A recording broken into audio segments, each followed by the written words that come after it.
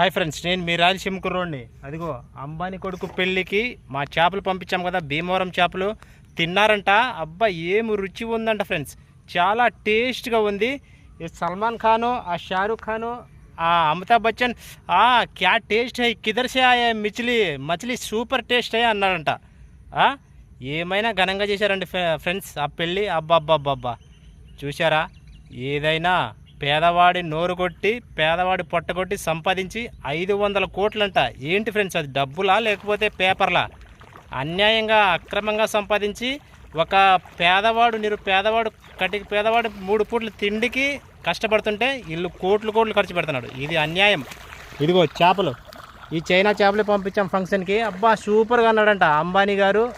ఆ సినీ హీరోలు అందరూ తిన్నారంట మా చేపలు, భీమవరం చేపలు. ఆ చేపల్లో కొంచెం పురుగుల మందు వేయాల్సింది, కొడుకులు చద్దురు అక్రమంగా సంపాదించి